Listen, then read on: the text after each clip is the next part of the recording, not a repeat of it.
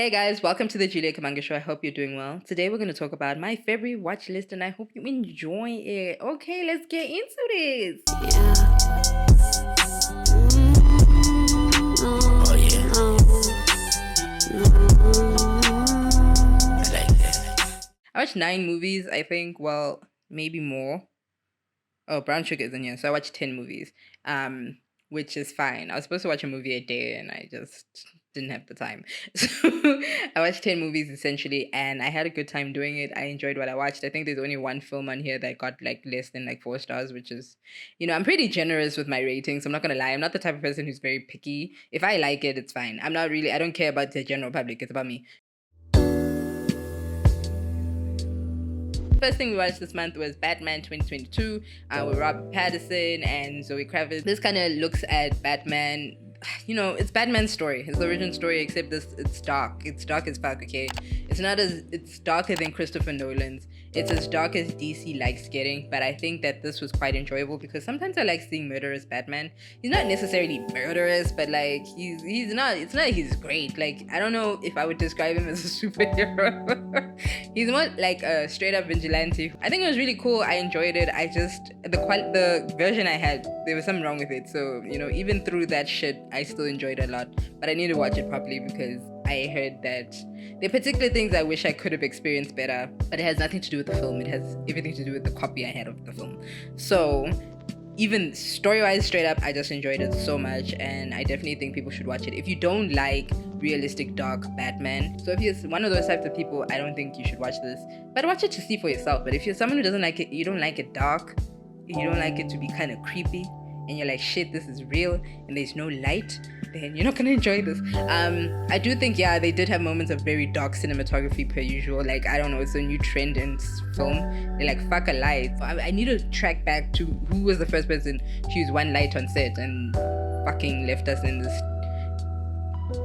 this journey of darkness. I think the first time I ever noticed it was Game of Thrones season 8 episode 3 with the dragons, bro. I couldn't fucking see those dragons. They were in the sky. I couldn't see shit. The moon exists, but no, I couldn't see shit. It wasn't even a silhouette. I just didn't know what was happening. There was a point I didn't know who died. In that whole episode, I did not know who died. I had to wait until episode 4 to see everyone in the light, to see that nobody of importance died. So why were we here? I watched Arrival next. Arrival is a story about... Arrival's great. Like these UFOs land in 8 different spots in the world, random spots in the world, and people are trying to figure out what they're doing here because they're not doing anything. It's not like they're killing anyone. It's not like the aliens are coming through. It's just like these UFOs are out there, and now they're trying to translate what these UFOs are saying. So they hire a language specialist and a scientist to kind of decipher what the aliens want. And I absolutely love this film. I know it is a bit of an older film and you're probably like, how have you not watched this? I kind of watched it. I didn't pay attention properly because I don't know what happened. I just know that I didn't pay attention. Anyway, so I'm so happy I finally watched it properly because I was like, dude, you keep like forgetting to watch this film. And I'm happy I watched it now. I'm happy I watched it at this time because I really, like, it's not hard to get, but I got it. You know what I mean? Because I'm in the same fucking sentiment as these aliens, okay? And if you know, you know. I feel what they're feeling. The problem is that we humans are dumb and we need someone to intervene. Because at this point, I have no faith in humanity. We are fighting about the dumbest shit. I can't, okay? I can't with humans, and I do believe we're going to kill each other, and that was dark, just like Batman. Next, I watched Perfect Blue. Perfect Blue was really cool. I watched it because I watched Friendly Space Ninja, and he recommended it as part of his top 10 underrated films or something. What film did you watch? I don't know, something like that. I was having a very big obsessive moment with his channel. I watched like 20 of his videos, maybe less. I don't know if he has 20, but I watched a lot. I watched almost his whole catalog, and these videos are at least an hour and a half long. I watched all of them. It was unhealthy, but it inspired me to do a new format of film content. That's how I'm gonna do the Pretty Little Lies one. I want to see if I can challenge myself and do something that big. What if nobody watches? You guys are gonna probably watch 1 minute. Oh my god, and I'm gonna edit it forever and just gonna watch it. I'm gonna put so much effort, and I'm funny. And then anyway, not the point. So Perfect Blue follows the story of a former pop star who is turning into an actress. It's an anime, by the way. Her life is changing and she's becoming a different person. She wants to leave kind of the shell she's in and become someone different from who she was when she was in a pop group, and she just wants to enjoy this moment, but there's this old her who keeps following her. And I don't want to ruin anything, but yeah, this old her keeps following her and being like, why have you changed? And just watch the movie. It is fantastic. I think my only critique about this film was that there were moments where I didn't understand why we needed as much nudity. They showed all her body. But it was from 1998, if I'm not mistaken, so it was like things were different. I have like a up and down thing about nudity, but I'm gonna do a video about that. That's separate. But yeah, it was just, I swear to God, it was just the nudity part. I didn't mind that there was nudity. I think it was just the scene with the photographer, if you know. I was like, let's come together and ask ourselves, why do we need that much? Because it was now drawn on top of that. So like, you drew all that detail. Damn. Okay, but I definitely think the plot twist was fantastic and it was uncomplicated. It was trippy.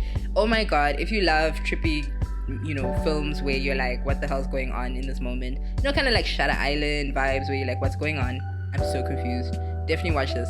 The lovely thing about Perfect Blue, it's been referenced in a lot of films. They use lots of different shots and ideas from it. They actually use a lot of shots and different ideas from lots of early 90s anime, which is really cool. So I definitely think if you're interested in seeing stuff like that, you should definitely watch things like Perfect Blue and Ghost in the Shell and stuff like that. There are so many references, Akira, all those different things. I think lots of filmmakers are in love with with anime and they love referencing anime within their films. Okay, next up is The Favorite. Also something I genuinely forgot to watch. It happens, guys. Literally, my brain is a joke. I don't know, it's like a freaking mush in there. Anyways, The Favorite follows the story of it's back in the days. Okay, I can't tell you what year. I'm not gonna lie to you. It's like 1800s or some shit. We follow the story of a queen who she's a queen, she's ruling things, there's like a war happening, whatever, and then this lady comes through, she's like a family member of the queen's right-hand woman, and she's like, I need a place to stay. And then played by Emma Stone, by the way. She's like, I need a place to stay. And then she comes through and she stays at the place and she becomes the queen's favorite servant. Well, not just the queen, but the right-hand lady's favorite servant and then the queen's favorite servant. But there are a lot of different things that happen that I don't want to spoil, but I think it's a really, really dope film. I love period pieces. My favorite thing about this film is that because it was directed by Yorgos, can't pronounce his surname, I absolutely love almost everything he's done. I think I've watched almost everything he's done. So I love that he's able to go between he's very experimental indie types of films to stuff like this very well, but still give us that flavor of his. It's just nice, things where you're like, that's him. That's him. I love to see it, so I think it was such an amazing film. I loved Emma's performance in this. It really made me appreciate her as an actress. I've always loved her as an actress, but I think this role made me appreciate her more because of how crazy she is. I think she does so well with character. I think she does so well when her character kind of plays around with who they are and how they present themselves to people. Stuff like this and Easy A and stuff like that are my favorite performances of her, just because it's she'll switch up if she needs to and try prove a point, and I really enjoy that about her. I definitely recommend this to people period pieces that are also funny, because I laughed quite a bit. If you are, watch it. It's for us, guys. I bet if you follow for Sapphics on Twitter, you probably know of this film, because I do. Next was Before Sunrise. I'm so excited I finally watched this. If you know, I'm not really into romances. I stopped being into them and then I started getting back into them. I usually like romance stories more than movies, but lately I've been realizing I just didn't like particular types of romance films, and I should stop making such bold statements. Anyway, so Before Sunrise follows the story of two people who are on a train together and they decide to explore... What is this country's name, leaving me? They explore a country in Europe together before the woman has to go back home to France, and they decide to just spend 24 hours together, and it's a beautiful time, and they fall in love, and it's beautiful. And I think this was really done well, because you know how difficult it is to create a story where people are just going through conversation through a space, and it's interesting that you're And I think they did good at exploring different types of topics, and the way the characters spoke, the way that they felt. It was really amazing, and I think that I enjoyed that the most out of everything. I love dialogue. I'm a writer, because I haven't mentioned it before. It's the reason I got into film. I love dialogue. I think dialogue is interesting and I love exploring different types of dialogue. So I think it was very fun to watch something where it's dialogue heavy. And they did such a good job. It's perfect. It's beautiful. It was made in the year I was born. So of course it's great. Of course. 1995 was just a year where creations were just coming out great. I'm just saying. Now I have to watch Before Sunset. I'm excited to check that out. Oh, I recommend this to you if you are a lover of romance and you love conversational dialogue and that's your vibe. Next, I watched 500 Days of Summer again. I just wanted to kind of, be in the mood of love or something. If you watch my Brown Sugar video, you understand that I was like looking for love somehow, and it was just, I was looking for inspiration to do something for February, and 500 Days of Summer follows a couple that go through a breakup. It's obvious, like it's in the first 5 seconds. It's not a spoiler. They go through a breakup, but we see how they kind of got together in order to get to the point of breakup and how they were not really good for each other. So it's 500 days of their relationship in a sense. I mean, I think a lot of people have watched 500 Days of Summer. There's so much discourse about it everywhere.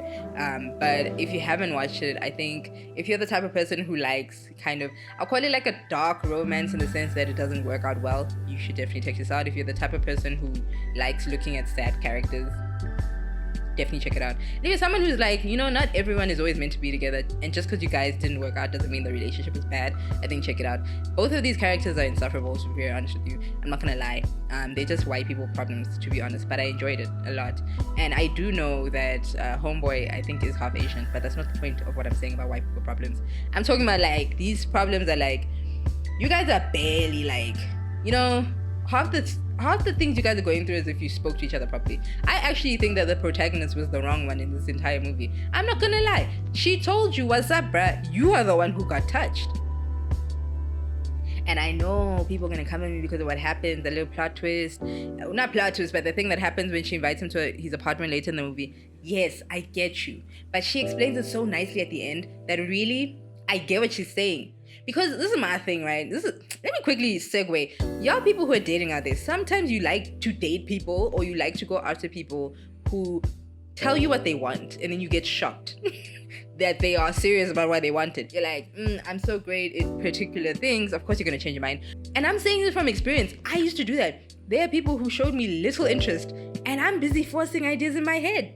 Thinking, of course, if you spend time with me, you're going to change your mind. No, they're not. They said, but I just, this is what, I'm just saying. I'm in a successful relationship, so you have to listen to what I'm saying. Next, I watched The Fablemans, and I was really happy because I did not know what this movie was about, and when I watched it, I was like, thank you. Thank you, Mr. Spielberg, because you always make me happy. I love him so much. In case you don't know, Steven Spielberg is one of my favorite directors, okay? Because he's the king of commercial filmmaking. My thing is he does it well because he honors the idea of what filmmaking is and he knows how to make money from it. He knows how to speak to an audience in a way that everyone will understand, and I truly appreciate that. This movie follows a family called the Fablemans and kind of just everything they're going through. We kind of look through the eyes of the son. We start off where he goes and watches his first movie in cinema. This is in like the 1940s, if I'm not mistaken. 1940s, early 1950s. Sorry, I'm not too good with the timelines here. But yeah, he watches his first film in the cinema and he is shocked and traumatized by what he sees because obviously, if you know the story, people used to get very like shocked about movies. Like, when they see a train coming at you, freak them out. It was a lot of different things, because it depicted like bad things sometimes, but then really happened and people had to understand how to comprehend that. So if you know the story of how like, the first, thing with the train. It was just a train arriving at a station. I think it's called a train arriving at a station. And people jumped out of their seats because they're like, what the hell? Kind of has a similar effect on this kid. He doesn't jump out of his seat, but he gets really traumatized. Until his mother's like, okay, so you can get over the idea of the fear of a train crash and keep crashing your train until you learn to understand that it's not that scary. And through that, she starts to film it and he falls in love with filming and creating movies. It becomes so fascinating to him. We watch him fall in love with movies and fall in love with creating cinema while watching this family go through different changes and stuff. And we watch him until he's about 20, some like 4 years old to 21, something like that. But I think it's fantastic. It was a love letter to cinema. It was gorgeous and wow.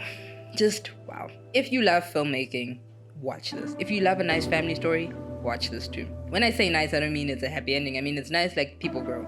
Watch this. It's definitely for you. And if you love Steven Spielberg, yeah, you'll continue loving him. I love him so much. If I ever get to meet him, just to shake his hand and say thank you.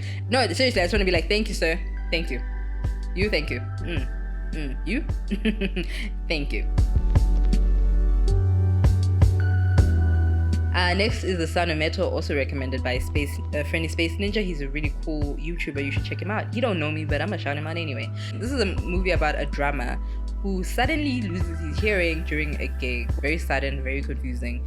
And he firstly doesn't tell his girlfriend, and then eventually he reveals himself, and now he has to deal with the fact that someone whose whole life was surrounded by sound now has to become, he has to become part of the deaf community. And it's very difficult, of course. And can I quickly let me tell you, this movie and the next one I'm going to talk about, I love. Okay, here's why I love this film. Okay, this film is beautiful because I think when they created it, they made sure that every element made sense to what the character was going through. They made sure that the sound felt like how it worked out for him. They made sure that it was shot in a way that was haphazard because he was going through so much. And I think that cinematically, they fucking killed this film.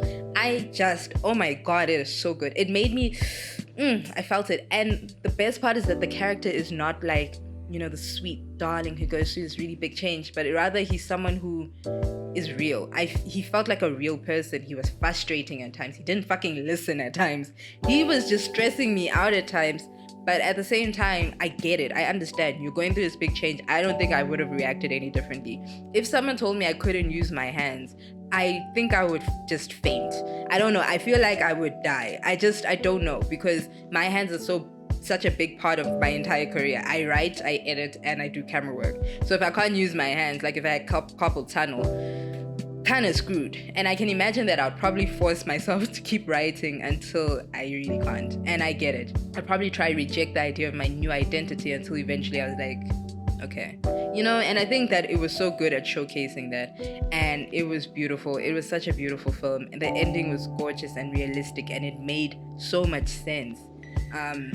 I really, really liked the acting. It was just, I like the acting. I like everyone's characterizations. I think it was gorgeous. I love every little element of it. There was a point where people were speaking in sign language, and because he didn't understand sign language, we didn't get subtitles until he started understanding sign language, and then we did. And I thought that was pretty cool. So obviously, if you understand sign language, you're not part of the we that I'm talking about. But it was really cool because it's like we're all supposed to be confused because we're feeling what he's feeling. It was completely according to him, and I just think it was one of my favorite films I watched in February. And I watched some good ass films, okay? I was eating in Feb, bro. Like, these films are like killing it. March too, bro. Like, March has been killing it. I'm not gonna lie. I've been having a good film here. I'm not gonna lie. Okay, let's get moving. I recommend The Sound of Metal for people who like music films, but also like real life characters. Very good characterization, very subtle acting. Definitely watch it. People who like a bit of I should know the words for this. I'm a camera person.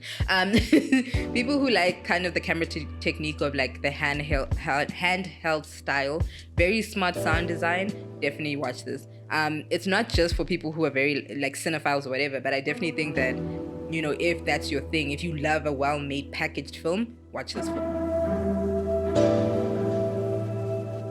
Next film I watched is A Ghost Story. It's a movie made in 2017 featuring Casey Affleck, and it's with Rooney Mara, and it is such a gorgeous film. It's gorgeous in the sense of I like how they did it, but it's sad. So this person dies. He dies suddenly, and he's now a ghost, and he's stuck. And the idea of Casey Affleck acting in a bedsheet is it sounds ridiculous. Like if someone, I actually want to know how they pitched this idea, because it's like, I remember my sister told me about the story and I did not understand what she was talking about. She was like, he's in a bedsheet and he's a ghost. I was like, is it a comedy? I don't understand. Dude, literally my brain, I could not understand. But then I'm happy I waited because I appreciate film more. So when I watched it, I was like, why didn't you say it like that, bro?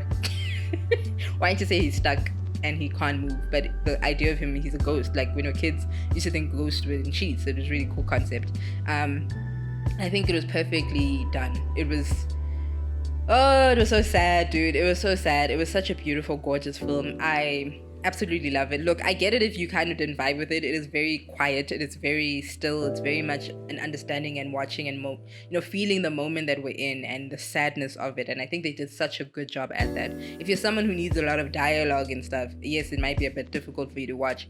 However, I feel like the silences within the film were so daunting because that is exactly how it feels to be stuck in I mean, I guess that's how it feels. We don't know, but probably to be stuck when you're dead. That's probably how it feels. It feels like nothing's ever happening and so much time is passing and you're just stuck. Oh my God, it was gorgeous. And the way the time moved and movement of time was just amazing. Everything is the camera work and the editing. I love a slow tracking shot. It is sexy to me. They use it in music videos a lot, but I think, Buzz Lemon also used it a lot in his movies. And I very much enjoyed it in this moment because there were moments, like when you'll understand if you watch it, when he was throwing plates, they do this very nice, slow, but not too slow tracking shot, and it's edited very haphazardly. Love that shit. It is my bread and butter. I don't know. It's gorgeous. Anyway, I don't know. That sentence didn't even make sense. So I recommend this film for people who like a well-packaged film. If you don't mind some silences, if you don't mind thinking a little bit throughout your film, then throughout watching a film, then definitely watch this. It's paced very well and it's very slow. So I will be honest, it's not slow like nothing happens, but it's slow as in it takes its time. So if you're someone who needs something quick and fast, rather go watch a Buzz Lemon film. you're just gonna suffer. But I definitely recommend that you watch this, especially if you like filmmaking, especially if you're someone who doesn't want to write films that are dialogue heavy. Yeah, this is it. This is the one. Yeah, very good. Alright guys, I hope you had a good time. I had a good time. It was fantastic. Yeah, I feel like I had such a good February. I enjoyed it. I do wish I watched a bit more films, but I'm also very aware of the fact that I have a job and it's full time, so I can't be like watching as many films. To be honest with you, there's one film I've watched over and over again, and it's the one I'm editing. So, like, I have seen that film so many times. I feel like I can quote it, and it's in a language I don't even speak. So I feel like I could quote it properly. It's the only film I've been rewatching. And yeah, I think March also has been such a good month for me. I hope April has the same thing. I feel like going thematically in April and kind of enjoying. I want to find something interesting because April's my birthday month, so I want to make it like something special. I don't want it to just be like, I watched a bunch of shit. I want it to be something special. So if you have recommendations, let me know. You guys don't talk to me as much as I like. I mean, you talked to me on that other video, which is great, fantastic, overwhelming, because I got a paragraph the other day and I was like, goddamn.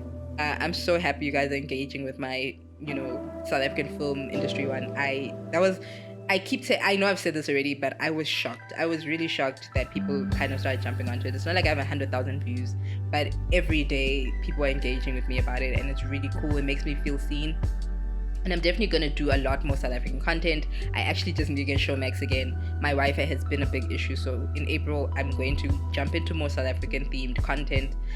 It's not going to be like the whole April something, but I do want to there's a particular thing I want to do which I'm excited about, so I hope you guys enjoy that part. I think you're going to like it. If you like South African TV, I got you. But yeah, other than that, guys, I know I'm promising a lot of videos. They're going to come. I didn't tell you when. I'm not stupid. I don't tell you dates and shit, okay? If I say April, it could be the very last day of April, could be 1st of May and I shot it in April. You don't know my life. But sorry. But I do hope you enjoyed this video, and let me know, have you watched any of the films on this list? Do you enjoy them? Oh, someone actually asked me also to do a recommendations video, so I'm definitely gonna compile that. I want to make sure it's good, so I'm just like checking through everything, checking it twice, like Santa Claus and shit. And yeah, I'm gonna make sure that is out to you this month too. Bye.